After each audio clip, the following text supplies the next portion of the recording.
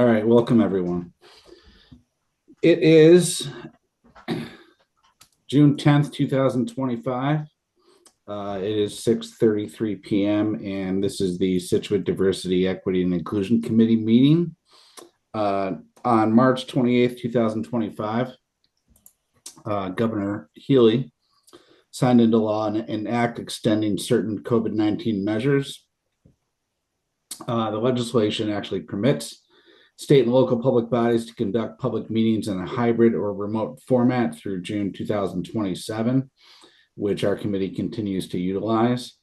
This meeting will be recorded by Scituate Community Television and can be viewed live on Scituate Community Television Facebook Live.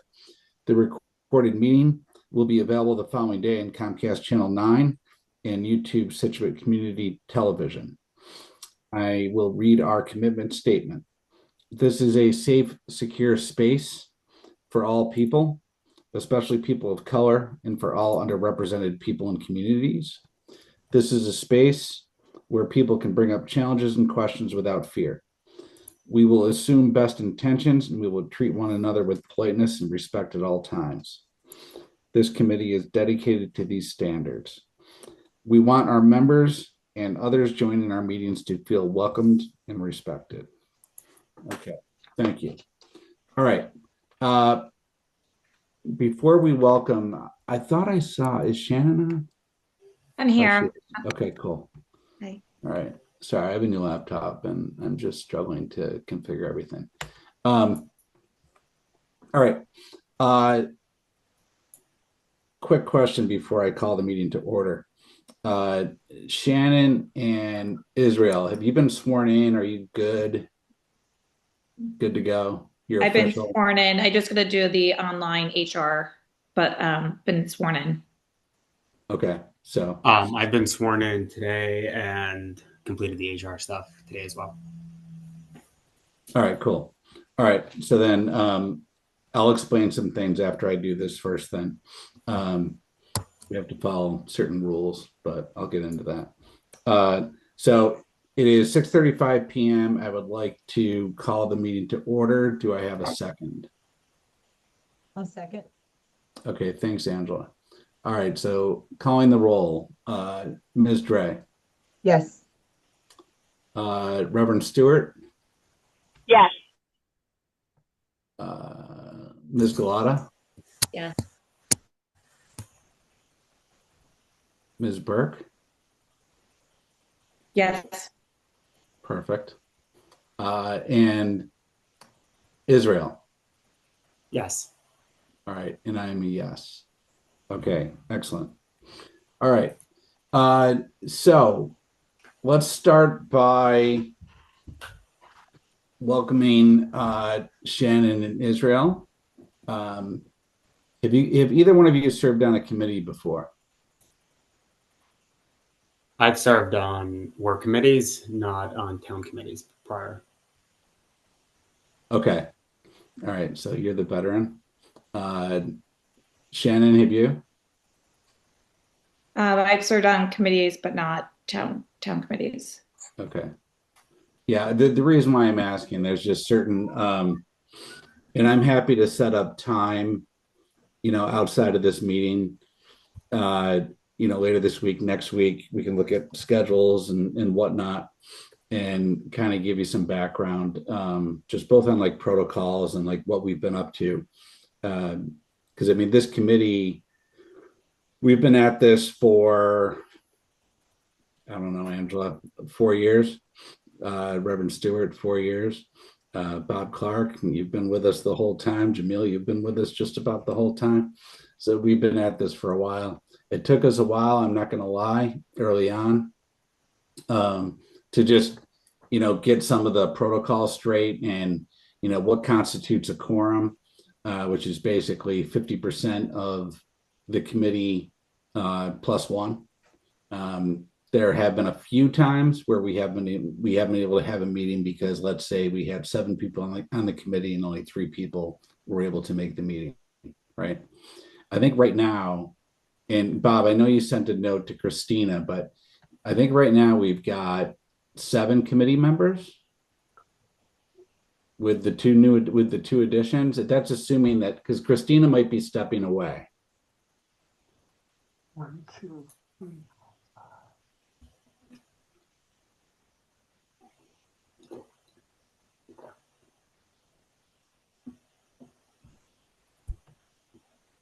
I think that's where we're at, but anyways. Wouldn't it be 8, Tom? 1, 2. We don't have Carrie tonight. Right. So if we added Kerry we and had then one Township. employee rep, I Three, think we'd be at 8. 4, I 5, think. 6, 7. Hmm. Okay. All right. Counting But faces. yeah, but we're good tonight. But I mean, I'll go through. We'll try to touch on some stuff tonight in terms of. I don't know if you've been able to review our charge.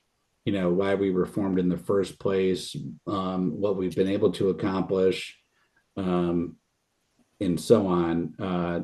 We'll go through.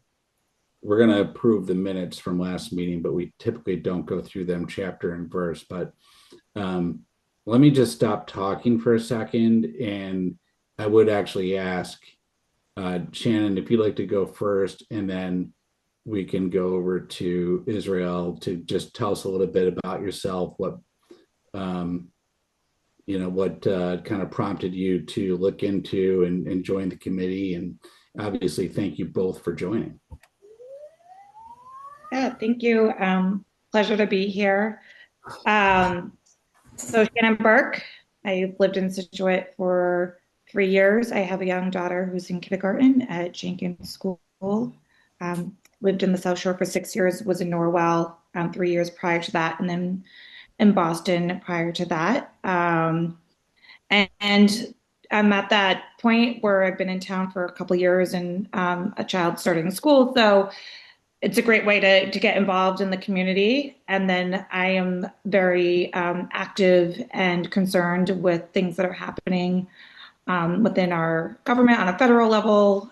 So trying to find ways to contribute towards that on a local level. Diversity, equity, inclusion is something that's very important to me. I'm a very caring person. I want to kind of contribute to that. I've lived in San Francisco. I went to college out there. So I have instilled those values and that part of my life. So I'm excited to be here and see, which ways I can help. Thank you. I'm Israel. Sorry, you can't see my face. It's just not letting me turn on the video for some reason. But I will have the kinks worked out before the next call. I grew up in New York and have lived there for most of my life. I moved to Massachusetts 5 years ago, spent a year in Boston, and then have been, I think we call it Scituates, since 2021. I live here with my husband, and we adopted a baby, just celebrated his second birthday yesterday. So between having a baby who's not Caucasian and being part of the LGBTQ community, we are in the minority. And then also, that's one of the most important reasons, especially because Scituate doesn't have a very large population like those in either Boston, New York, or San Francisco. So it is good to be represented. I will say we do feel very, very, very welcome here since we've been here. And I'm sure a lot of that is attributed to your guys' work. But it's not only for me personally. We live in Scituate where a lot of our neighbors are much older, who have been here for tens of years before us and are aging, and they're having a hard time getting around. Things aren't necessarily built for them. So any time we can, obviously, if I can improve the life of myself, that's great, and for my children. But I can help improve it for somebody else who has been here or who has lived here, who obviously can't get around like they used to. I'd like to be as helpful as I can there. Excellent. Well, thank you both. It's fantastic. I mean, we have, like I said, I'm losing track of how long we've been, working on the committee. there's a few of us that have been on it since the beginning, but as people have, life gets in the way, right? So some people have had to drop off after, really bringing, all kinds of skills to the table with the committee and so forth. And I'm just thinking about some of the people that we worked with, Kate Swope and Celia Risha and a whole host of other people have been awesome. But every time we've done it, we've had other people jump in and raise their hand and jump on the committee with us. And it's great. It makes me super proud to be, part of this committee, and frankly, proud of the community. So I think we have made some strides. I think there's still a lot of work to do, and I think you'll find that this is just a really supportive group. And yeah, I'll stop talking at that point. So please jump in, ask questions. There's no bad ideas. There's no, there are certain things that we would love to do that we can't.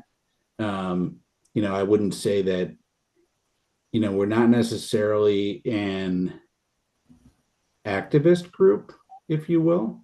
Like I saw the stuff that you sent out, Shannon. And I want to give an update on some of the stuff that I know that's going on in the community with Indivisible and the Hingham Unity Council. There's some really cool stuff going on. And I'm going to the extent that Reverend Stewart can talk while driving, I think she has that skill set. I'd love for her to give an update on some of the stuff that she's doing through the church in the community. There's a lot of really cool stuff happening right now, despite all the chaos. I'll just leave it there. So just in terms of like order of business, I do. So I was on the hook. So the way that we do the minutes is we do it alphabetical, even though sometimes we skip around. And my minutes were back in February. I finally got around to doing them. And then I sent out meeting minutes from 2024. So at some point in 2025, we will get my meeting minutes approved. So I'm an idiot. So there you go. So I'll resend them after the meeting tonight, and then we'll approve them next month when we meet. We did skip. I don't think we didn't have a quorum to have a meeting last month in May. So the last meeting minutes Angela did, April 15th. She sent those out. I've taken a look at them. Does anyone have any thoughts, anything they want to add to Angela's minutes from 2 months ago? Okay. So I will move to approve the meeting minutes from our meeting on Tuesday, April 15th, 2025. Do I have a second on that? Second. Thanks, Lena. All right, so calling the roll, Ms. Dre, Yes. Ms. Gulata, Yes. Reverend Stewart. Yes. And I'm a yes. So I'll just consider them approved. I'm not going to ask Shannon or Israel. You guys weren't there. So, okay, those are approved. All right, so alphabetically. So Israel, my last name is Secor. Actually, no. So we're going after Dre. So what do we got? I'm looking at you, Elena. Oh yeah. Sorry. Yeah. I'm up. You're up. I froze. Weird. Oh, what? Carrie's not here. If you're not here, you still might get assigned minutes. So I was thinking about Carrie, but no, Carrie's good. She's good. It's you. I'm up. All right. I should have to do them again as a penalty, but I'm not going to do that. All right. All right. So let's jump in. And again, I'm going to say this a lot tonight. What we usually do now is we look to our friend Jamil Adams and he usually gives us an update on any number of things going on in the schools, the freedom teams, etc. Your fantastic speech at the graduation. I was in the crowd on Friday, Jamil. It was awesome. Thank you, thank you, thank you, thank you, thank you. Good to see you, folks. Welcome to the newest members of the family. And to my fellow New Yorker, you and I here, we're taking over. We're taking No, over. you're not. I'm a transplant from New York, as my family now moved up to Mass. How old is our oldest daughter? 20 years ago. Oh And wow. so the Massachusetts and its people are showing us love. They still, bother me for being a fan of like the Jets and the Knicks and stuff like that. We'll talk about that privately. Um, so yeah, the first thing, thanks for your words, Tom. We had a great commencement on Friday. Got another group of scholars into the world, doing all kinds of things, ranging from starting their own business as entrepreneurs to going into the military, going on to further on the education journey. So it was a lot of greatness in the community. I don't know why this is doing that thing, but that was great. The weather worked out for us. It didn't storm or rain, and it was all right. It wasn't too hot. It wasn't too cold. A little breezy, but it wasn't too cold. So that was a good thing. This we continue the tradition where we always have a representation of intentionally representation of our Boston scholars graduating, speaking, doing commencement as well. And so that's great. And so we can appreciate the intentionality of making that happen and to have our commencement reflect the the racial and cultural diversity of our community. So those are good things. And then amongst the graduates, somebody on this page right now is like super proud. They had a graduate in the mix on Friday as well.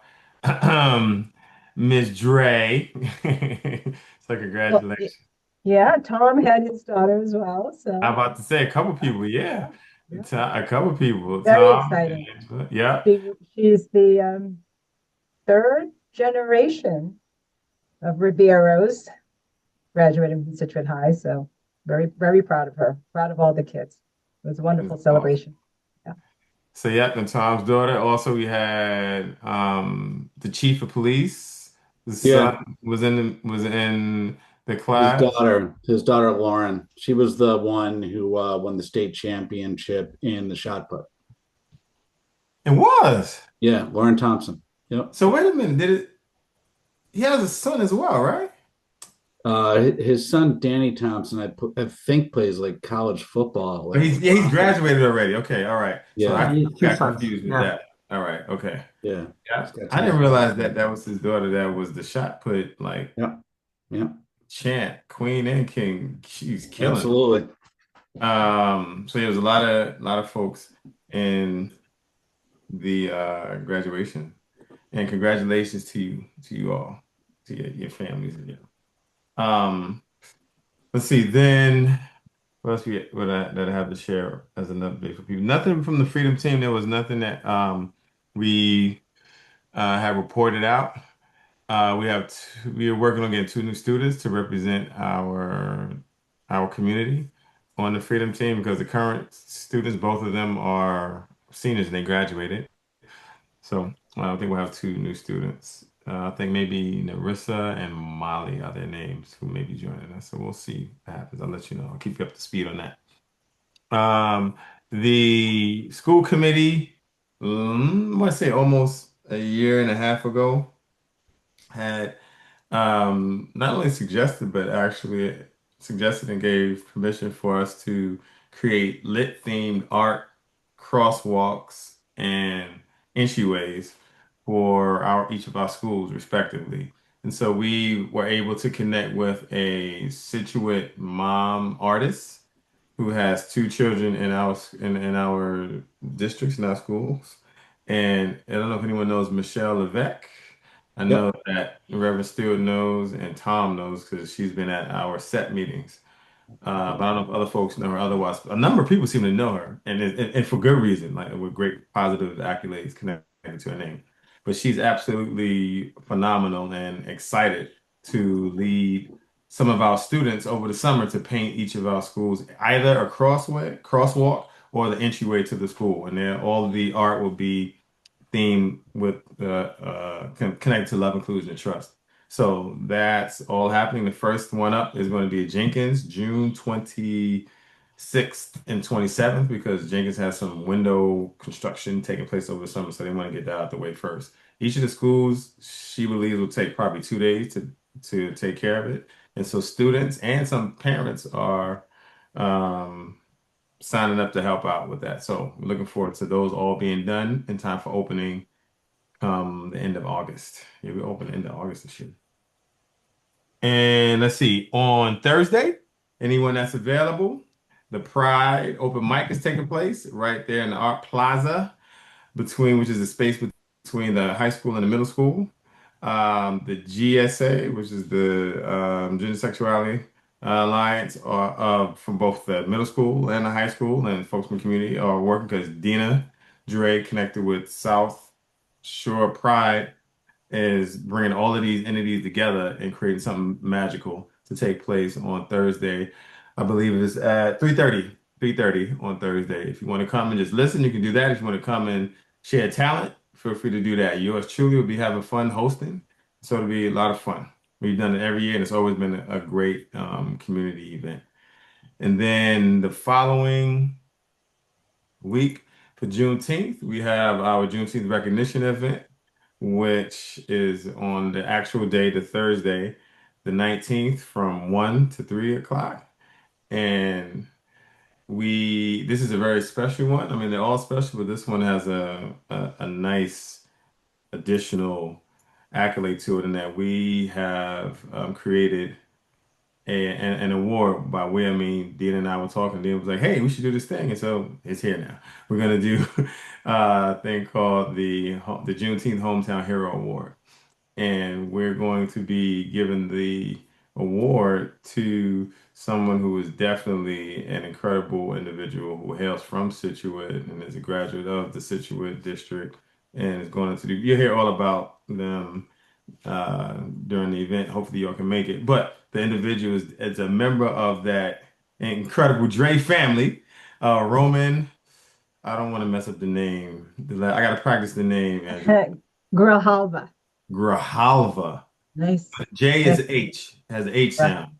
Correct. Grijalva. Okay, Roman Grijalva, who is the leader of the incredible Golden Knights parachute troop team, like elite team. So, but beyond that, has definitely saved lives and preserved love, inclusion, and trust, safety, and integrity, American democracy, all that stuff. So he's more than worthy, and we were able to catch him while he's in town because some of his family were graduating, so he came for the graduations and stuff like that. So we're going to be able to give that the first award to him. Now, here's a little inside scoop. We actually may end up naming this award after him. So stay tuned. We'll see what happens with that. Oh, there you go. Thank you. That is him. See, he got like 1 or 2 medals, not a lot. You can thank Shannon. She sent like 37 attachments on an email today. Hey, I want to say it's that many. All Yeah. great things. And I I Great. figured found you were it. already I on found it. it. He is a Scituate High School graduate that went right into the military, graduated Yeah. Scituate High, and just retiring career. He had a wonderful career in the military. So we're very Mhm. proud of him. Yeah. Not to take Yes, up Don? Jamil's time, but I'm very appreciative that Shannon sent over all those attachments. Mhm. Because over the last 4 years, I didn't even know that these parades existed for any of these holidays. Right. But now that I have them all in one place, I already put them on my calendar. So thank you. Joy, come on in, come on down, come on in. Another great piece, another thing that makes this special usually at the Juneteenth event, I would just get some pizza and stuff like that. But our fantastic friends from the Scituate Cape Verde sister city uh, council Committee. committee have made it possible to have food catered for this event. And now the food is coming from, I think, Angela, you cooking all of it? No. No, it's coming from a wonderful Cape Verdean restaurant hmm where we So get it's all our gonna food. be much better than just pizza. So it's gonna be an Nice, awesome food there. some nice appetizers, finger foods for people to Mhm. get a So taste that's with. fantastic. So come, it's going to be in the Gates Middle School dining commons. So we like using that space. I don't think we use that space enough. It's a great space. So come at 1 o'clock, we'll do that and have a great time. Those are all the things happening that I can share at this point. The other thing is we have some space on the Lit Pad group if anyone wants to join that. I know Israel may be interested in this, but any of you can join. It's the Love Inclusion Trust Parental Advisory Group. This team meets once a month, but we may decrease that and maybe make it quarterly instead of monthly. But it's a great group of folks that get together. So if you're interested in that, just email me and we'll plug you in and get you in the mix. Took a lot longer than I thought it was going to take, but thanks everybody. No, I appreciate it. Mhm. Yeah, I mean, to what you just said, Israel, I mean, um, this we do share a lot of information in terms of upcoming events. Oftentimes it's Jamil or Angela or Natasha, making us aware. And I mean, I don't want to say it's a challenge, but one of the things is, we have this committee. Um, Not everybody in town obviously knows about it. And, half the battle, I think, is just communication and getting information out there, uh, through whether it's on the town website or through the town email blasts. We've been successful getting, some information sent out via town email blasts and so forth. I mean, I think we've definitely made headway. Some of the town emails that are now put out in multiple languages, Google Translate on the website. We've been able to do, some of that stuff, which has been great. But I think there's still a long way to go to communicate this type of stuff. And So that's something that we can always improve on and come up with ideas, because I think those types of things are in our charge, and we have the ability, to, I think, make an impact there. But sometimes we do have to, work through the town, and Bob usually helps us navigate. Jamil, you raise your hand. yeah, just something else I wanted to share, folks. We are a Metco community, and so I wanted to share that today was the first in I don't know a long time that or ever could be, but I think it's definitely a long time that there was a Scituate Metco celebration at the end of the year celebration that took place today. But Yeah, everybody was invited, and so Gates Middle School had all students from all levels in the gym and getting their face painted and petting the dog that came to visit. And there was ice cream for everybody, the ice cream truck and all this and music and the DJ and things like that. Folks got the thing is these sweatshirts that say Citrus Metco because we've been in Metco since 1968, so we got more than 50 years of pride in being connected to Metco. Realize Metco started in 66, so we're almost one of the founding school districts. And the other thing is that something tragic happened, and this was a great example of our community working together. So one of our Boston students' families suffered the horrific loss of everything in a house fire. Like the fire started in the house below them, and it went to this had complete loss of everything.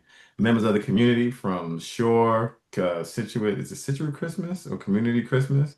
community Christmas, Christmas. Scituate Community Christmas. Yep. Yeah, So all of those organizations and other faculty and staff all got together within 36 hours. There was all kinds of support and advocacy and resources shared with them and given their way. So I just want to let folks know the community absolutely has continued to show itself to be filled with all kinds of care for anyone connected to our district and to Scituate. So I just want to share that with folks. It was just great to see that unfold as fast as it, yeah.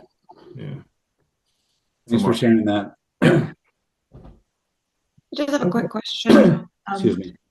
In regards to communication, is there any restrictions that we have or protocols that we have to use? Does it have to go through the town solely, or are we at liberty to find our own means to spread information?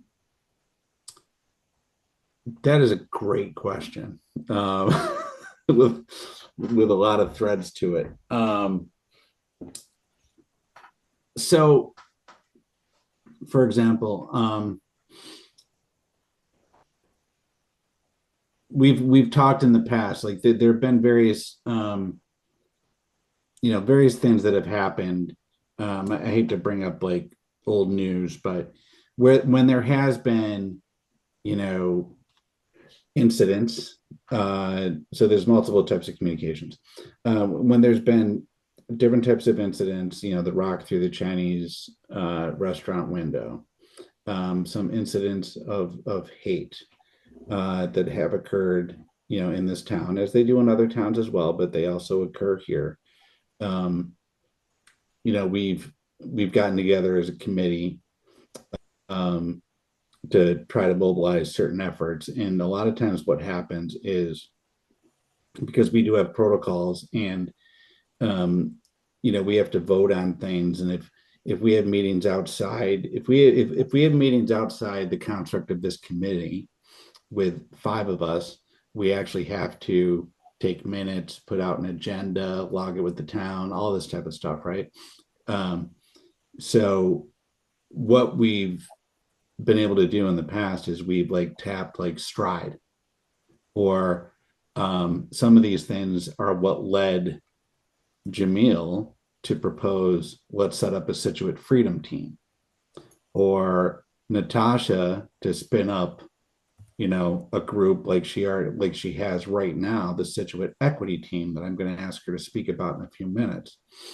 So a lot of times we help connect the dots, but we don't necessarily put out the communications. And if we were to put out a communication to the town, what we typically have to do is we usually go to Bob first. He tells us what can and cannot be done. And then if we have to go to the select board, we go to the select board and we get in front of them and we say, look, this is what we want to have happen. In other cases, like there was an example recently where, and this isn't really about events, there was a survey that Boston University was doing around social services across Hingham, Scituate, Cohasset. And they were interviewing different people around town. Reverend Stewart was one, I was another, whole host of other people. Erica Soros was one. Bob, you probably got interviewed. But the survey itself, anybody could fill it out, but nobody knew about it, right? And some of the acute issues were around seniors. In Israel, you brought that up when you gave your introduction. That's an equity issue, right? Yeah. Making sure that they have access to certain things. So Bob brought it up to Jim Bedreau. Jim Bedreau talked about it in his weekly update, and then the town blasted out the survey, and we blew away Hingham in Cohasset. Not that I'm competitive, but I am. And we crushed them in terms of respondents, right? Which was cool. So I think we do have a mechanism to do certain things. Do we have a mechanism to blast out stuff about, Juneteenth celebrations and Hingham, the Hingham Unity Council and those types of organizations that aren't under like a town jurisdiction? They're able to move quicker and like send things around and pump stuff out on Facebook and so on. Does that make sense? It does, yeah. Okay. Yeah. Sorry, my wife tells me I'm long-winded. All right. So Reverend Stewart, are you able to talk a little bit about the set team and some of the stuff that you've had going on, including the upcoming Pride breakfast and walk? Yes, I am. I am excited to talk about all of that. I also feel like I've got too much credit today for things I'm doing. Thank you, guys. So welcome. I'm sorry that I'm green. I'm in the car driving home from a church meeting in Winchester, which means I'm literally just sitting in Boston in traffic. So we've got, so if you don't know me, I am the priest at St. Luke's Episcopal Church here in town. I've been here for about 6 years. But I actually just celebrated 20 years of ordination. So, we've got a couple things going on coming up I'm super excited about. One is our Pride Breakfast that St. Luke's hosts. I think this is now our 4th year hosting it since COVID. It's at 9:30 on the 28th of June of the month. That we always end the month with this.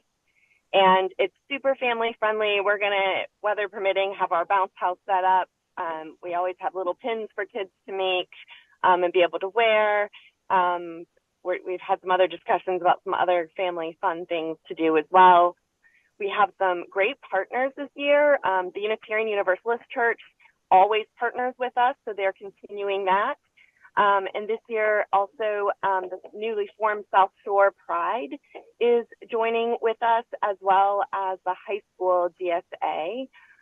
And Stride always likes to throw their name on there as well. So we've got a great group of people who come together and put together, help us put together the breakfast with our speakers. The GSA kids are going to talk, which is always great. And then we've got a camp called the Summer of SAS, which supports LGBTQ plus kids who are not necessarily accepted or supported at home. And it's a camp for them to go to in the summer. So we're doing a little fundraising for them, and we're going to have them come and talk about their experience and the importance of the work that they're doing. So that's always a lot of fun. And then we, South Shore Pride kind of takes over at that point, and they will be leading a walk, different than a parade, because we go on the sidewalk down the middle of the road. But we'll walk from St. Luke's down to the Common. It's a really short walk, actually. It's very doable. And then at the Common, the GSA is going to have some more family-friendly things. We've talked about chalk the walk, maybe some face painting, those sorts of things down at the Common to sort of end our time in a little festively way for families. So everyone is invited to that, no matter where you live on the South Shore or other places. We're happy to have you. And I think it's going to be great. I'm really looking forward to it this year. Awesome. So, yeah, so that's one thing. And then, Tom, you brought up the Scituate Equity Team, SET. Jamil talked about it too. So we actually, I've ended up owning this, and I'm not sure how, but actually somebody else in the community came to me, not even a member of my church, and thought it would be this great idea to get together all of the groups in town that do equity work of some sort or another. So groups like this group, groups like my church's social justice group, the Unitarian social justice group, Jamil and his work, Marcus at the Metco. We've got the, oh my goodness, I can't even think of them all right now. So many. So anyways, we ended up with 25 people at our first meeting, leading up all these different, we've got Stride and Pride and the Democrats, and I don't know, there's all kinds of other groups in town that are doing this kind of work. And the point of it was to get together and talk about what we're doing so we can support each other in our work, but also so we're not doubling up on efforts. And then to see if there's something we can do as sort of united, right, together to send the message to the rest of the Scituate community that, you know, there's lots of people in our town doing this work of equity and justice, and, you know, you don't have to feel alone. And if you'd like to join any of our groups, you're welcome to do so. So we've had a couple meetings. Unfortunately, we had to reschedule the one that was set for last night. We just couldn't get attendance. But we've got some great ideas bubbling up, maybe something for this summer.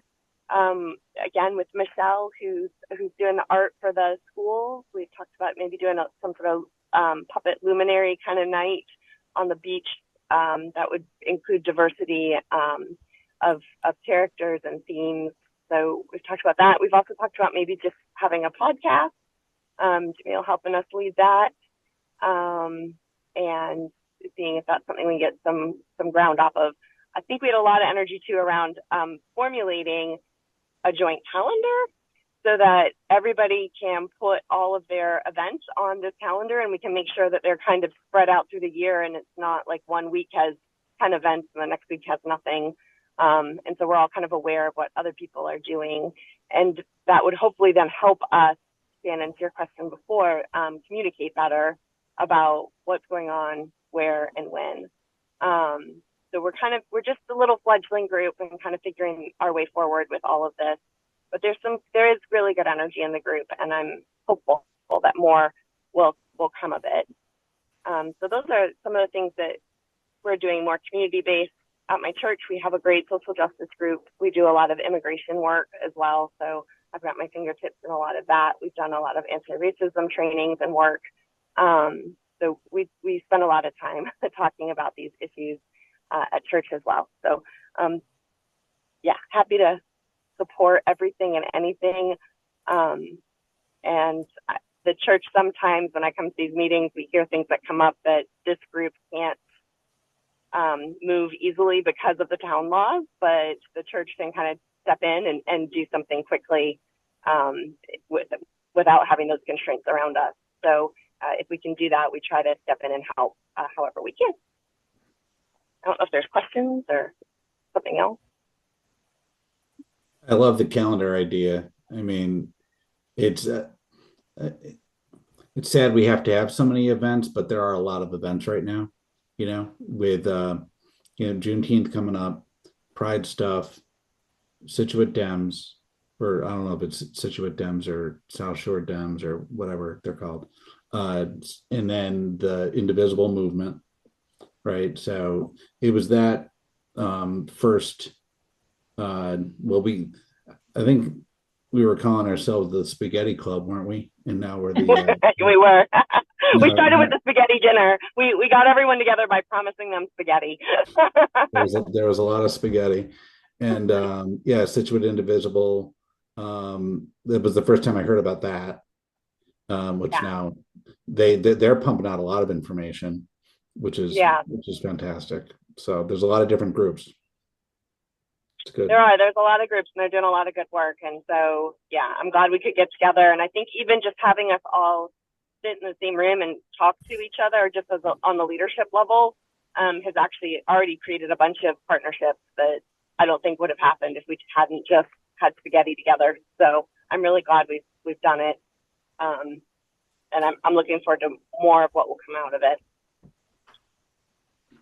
Excellent. Any questions for Natasha? No, I just wanted to say you can't see me nodding my head, but I'm agreeing with everything on the call. Okay. And for you, Israel, and for you, Shannon, we may go a little over tonight, but one thing I've committed to with this committee, and maybe that's why people have stayed so long, is these meetings are not 2 hours. I try to keep them to 1 hour. All right. We've got, or else, Elena's going to have, babies crying in the back, and, Celia, when she had 2 kids on each, it got a little crazy. So I try to run them and keep them quick. So I'm actually going to turn it over to you, Bob, and I apologize to everybody. I'll put it up on my screen. He sent an email earlier today, which I didn't get around to reading until I was on the boat on the way home from Boston, and I finally sent it right before this meeting. But it sounds like a pretty cool opportunity. Yeah. I sent that to you pretty late too, Tom. So. Well, that was a couple hours ago. I could have done better. Give you more than 2 hours notice.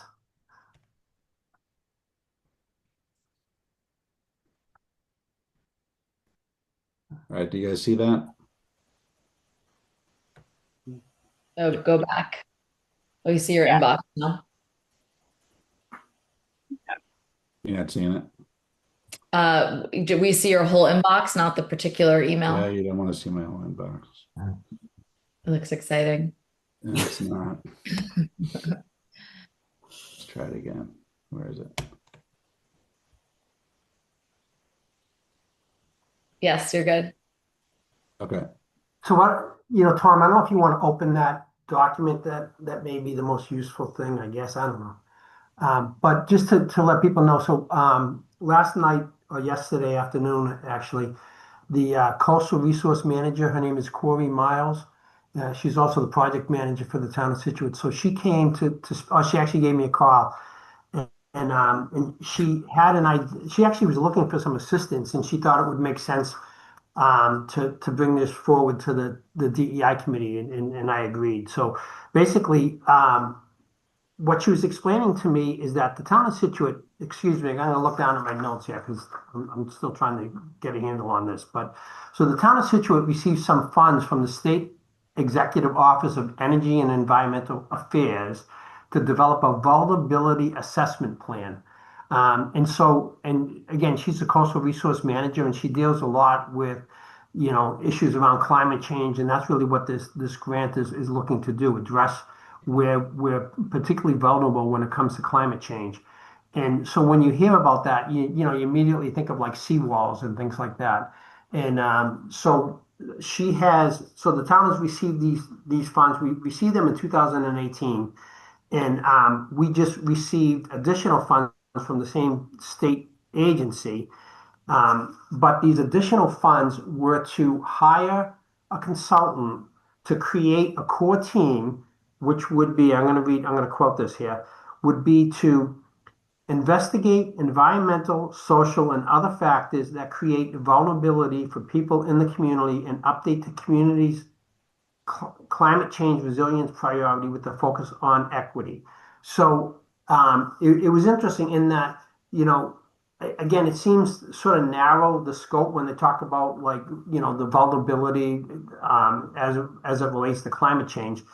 But the state is really wanting the town to look more broadly at this issue and really try to create a group that considers vulnerable populations, that considers issues around equity, and to kind of create a working group that would work over the course of a year or so to really evaluate how the town could use funds to deal with issues regarding our vulnerability ultimately.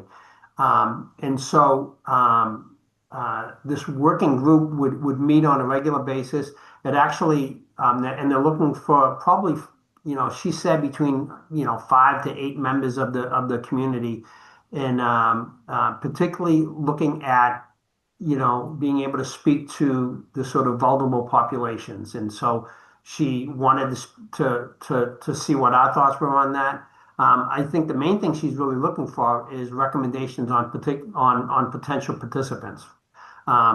So it's actually a paid position. It pays $40 per hour, but it's probably, I think it's something like 85 hours over the course of the year. So it's probably, an hour and a half to 2 hours a week, 7 hours a month, I think is what they came up with.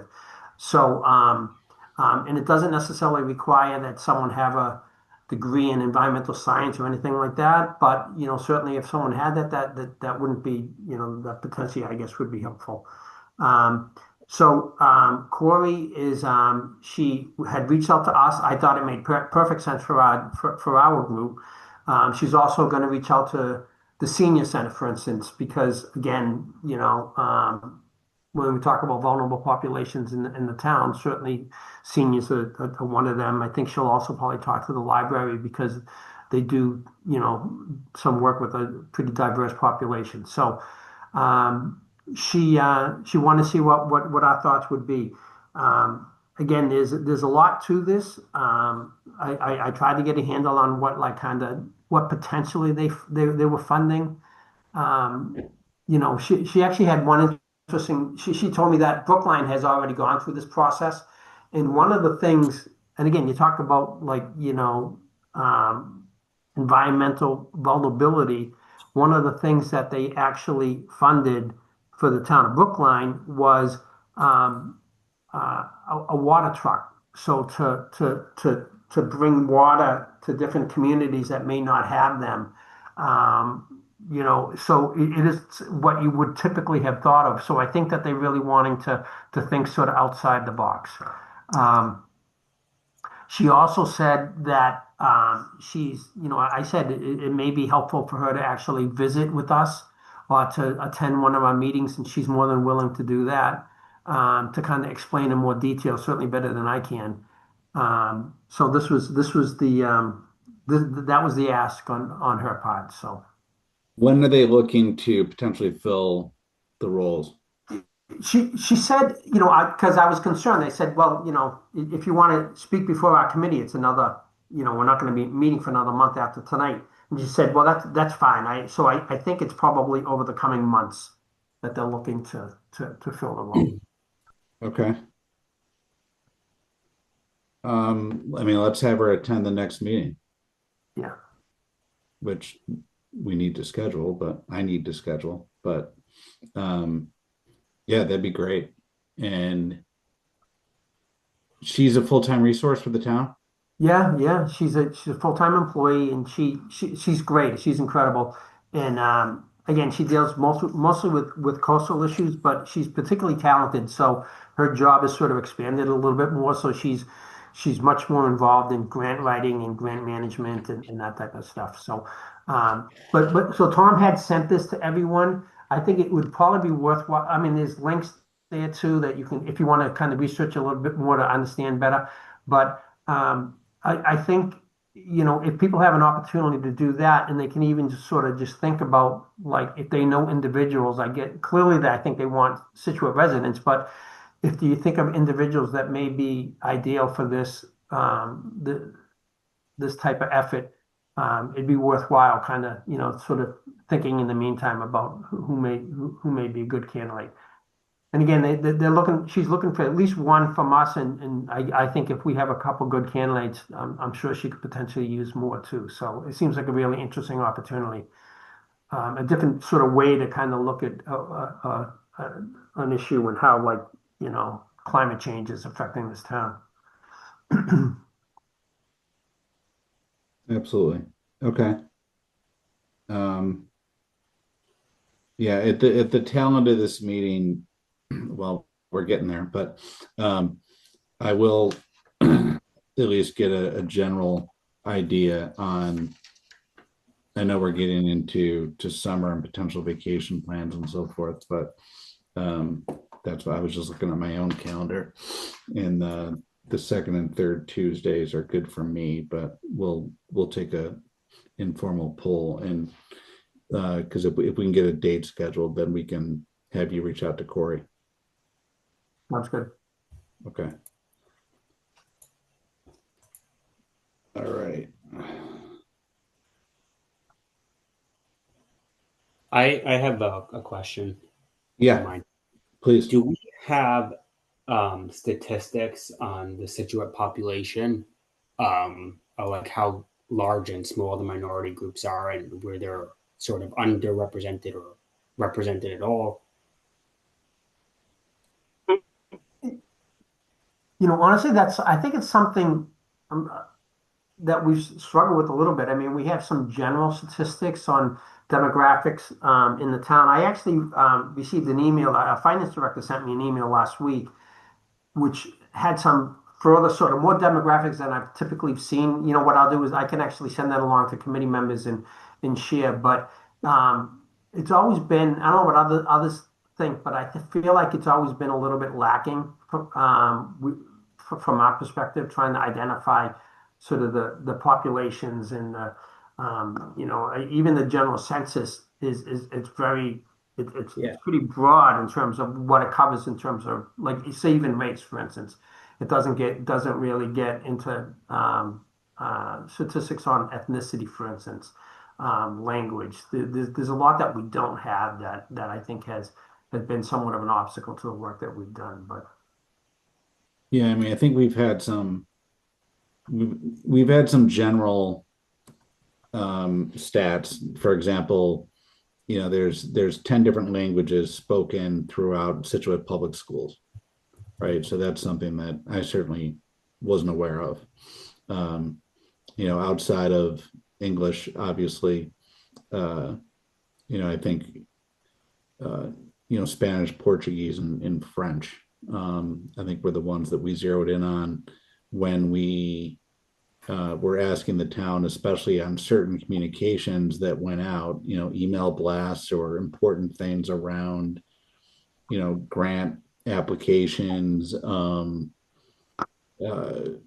housing, uh, issues with water, stuff like that, that was going out in English. And there were a number of households that, it's not their spoken tongue, right? And so we asked them to change, or at least enable some of those, more important kind of urgent notifications from the town, whether they were just email or written, to be translated into multiple languages, or at least point people to the website where they could use Google Translate.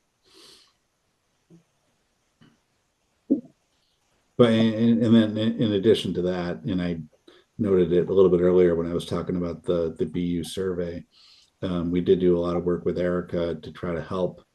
A lot of her focus has been with the seniors, and there were some pretty eye-popping things, or that she mentioned to the committee, and she spoke with the committee. She presented with me in front of the select board. It was probably a couple of years ago now, just trying to get her help too, because there are a lot of people in Scituate that are in crisis, that I certainly wasn't aware of, and a lot of them were people in the senior community. But good question. That was just the nerd in me. I feel like the more data you have, sometimes is not a great thing, but that helps you kind of navigate where focuses should be focused. Yeah, no doubt. Yeah, please continue to ask those questions. I mean, we may or not, I can't, new ideas are great, right? So I love having the two of you join and bring things up, and hopefully we can tackle some of them, and some of them maybe we've already thought about and we haven't been able to do because of something. In other cases, there's probably things that you guys are thinking of right now that we haven't even crossed our minds. So let's see where it goes. And Bob, not to put it back on you, but I did see, like, in the last, Christine had brought it up and then we talked about it. And I know that we are waiting to see the composition of the committee, knowing that some people were dropping off and some people were jumping on. But and for you, Shannon, and Israel, a lot of what we did when we first started the committee was, we put out a survey to 20 some odd town departments. There's more than that, but we focused on about 20, and then we zeroed in on certain ones, and did deeper dives to see if there were different areas where they were either not necessarily in keeping with what we think DEI principles, for lack of a better way. And then, I mean, I think we were pretty impressed, frankly, with a lot of the survey responses and how well the town does with certain areas. But there's a number of other areas where I think we can help. And so we talked about the housing trust. There's a new veterans agent, those types of things. Trying to get us an audience with them in the near future. What are your thoughts there, Bob? Yeah, so I did, particularly we've been focused. We had a long conversation with Erica, the town social worker, and I think a lot of the work that we've done, we're looking at making sure that, particularly the employees who are providing services, critical services to residents, are probably like the first groups that we really want to talk to. So we had talked to the social worker, and we found that was really helpful, really informed us a lot. But now that we have a new veterans agent, we thought it made a lot of sense to sit and talk to him. So I did have a conversation with him. I told him that the town was particularly interested in meeting with him, and he was certainly amenable to that. So I sent him the survey. I haven't received anything back yet from him, but I told him we'd look to sit down and talk. What we had done previously is we had identified, again, like Tom was mentioning earlier, we can't have too large of a group because you can't have a quorum meeting independent of this meeting. So we would look to have 3 or 4 members, I guess, meet with the veterans agent, 3 probably ideally. At the time, Christina was one of those members, and she has decided to back off from the committee. So I thought it would make sense to maybe kind of put that back out there and see if we potentially have any volunteers to sit and meet with the veterans agent and just kind of hear what his experiences are, what struggles he has, how can we support him, where do where is he having issues that maybe we could be of some assistance and just to learn. So I guess that was we can meet with him in short order. It's relatively easy to schedule, but I think we want to see who else may be interested in sitting down with us and talking to him. I'm happy to help. Okay. So I think you're looking for three. Do we have three that would join Bob in a meeting with the veterans agent? I raised my hand. I don't know if you. Okay, Shannon. I can join if need. Israel. I'm raising my hand, but you can't see. Okay, no problem. All right, and Bob, you can put me down for that as well. Would that be in person? I think so. Sure. Yeah. I mean, he's over at the senior center, so I think we'll just what I'll do is I'll email everyone. We'll try to find a time that works for everyone, and we'll just meet over there. Okay. So yeah, he actually has a little conference room over in the veterans area. So Okay, that's cool. but I'll email the three of you. Okay. And while I'm looking at calendars and whatnot, how does July 15th look for our next meeting? Because I'm thinking about Corey.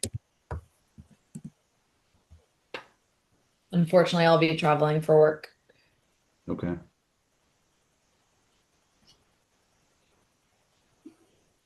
July 15th works for me. Works Okay. for me. Works for me.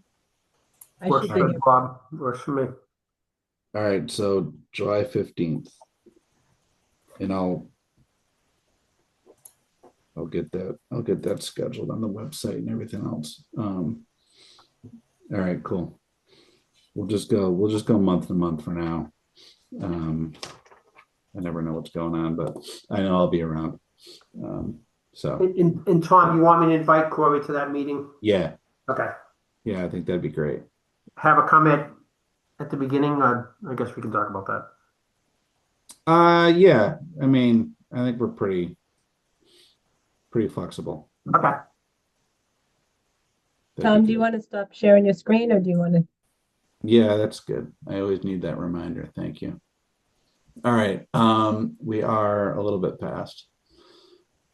Does anyone have any other business that they want to discuss tonight? Well, since we're not meeting until July 15th, I want to invite everyone to the 3rd annual Cape Verde Independence Day celebration, which will be July 5th at the Scituate Community Building. We've had a great celebration every year. It's a real community event, children, all ages. We'll have Cape Verdean music, we'll have Cape Verdean food. And one of the guests that we're going to have this year is the director of the Cape Verdean Studies at Bridgewater State University. Angelo Barbosa will be coming. They're doing wonderful things with the students at the university. They've had exchanges students go to Cape Verde, which the sister city would love to sponsor that, through the high school. So Angela will be there to speak on those initiatives with the college. So everyone's invited. And if you're not now, follow us on Instagram and Facebook. I was going to ask you that. What is the name again? It's Sister City Cape Verde, Scituate Sister City. Yeah, there's 3 sister cities in Scituate. The original was Sister City Soucy and Brie in France, and then we have a sister city in West Cork, Ireland, and Sister City in Cape Verde was established 3 years ago, since we have our 3rd annual Independence Day. But this is the 50th anniversary of independence from Portugal. So we're having other events throughout the year. We actually are partnering with the library for their summer kickoff. We'll have a Cape Verdean author there who's written Cape Verdean children's book in English and in Creole. So she'll be attending that event. And then later in October, we're having an event to discuss and inform people on the actual independence movement of Cape Verde. And Amil Cabral, who was the independence leader that really got Cape Verde's independence. So that's coming up in October. So fun things happening. So open to everyone. Come and learn and share the culture with us. Thank you. Awesome. And the food is fantastic. I didn't go last year. I went to the first one. So good. Is there pasta? There's pastel. No offense, Reverend Stewart. The food at the Cape Verdean event was better. I 100% agree with you. The Cape Verdean food is delicious. It was better. All right, cool. All right, anything else? One quick thing. Yeah. So people probably heard that we have two new select board members. Yes.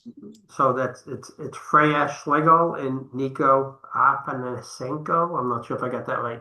But so actually the first meeting is tonight.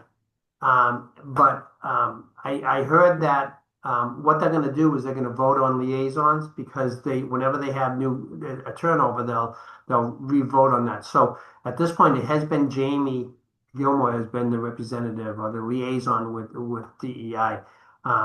So that may change, just so, and I think Okay. they'll be voting on that in 2 weeks. So Okay. And Tom, I did want to say, I've just looked at my notes, and our committee's first meeting was January 12th, 2021. And at that time, we were called the Advisory Committee on Equity, Justice for All. That's right. And it's so funny because those are topics that have come up often tonight: justice, Yeah. equity. You change your name and you have an acronym that sometimes gets hijacked. That's to be a right. bad thing, but all those words have important meaning, and I think we all, strive to just find equity for all. Yeah. That's it. That's it. No doubt about it. And I appreciate that. I think that name lasted about one meeting. Yeah, it was changed in March. Yeah, there you go. 2 meetings. It was way too long.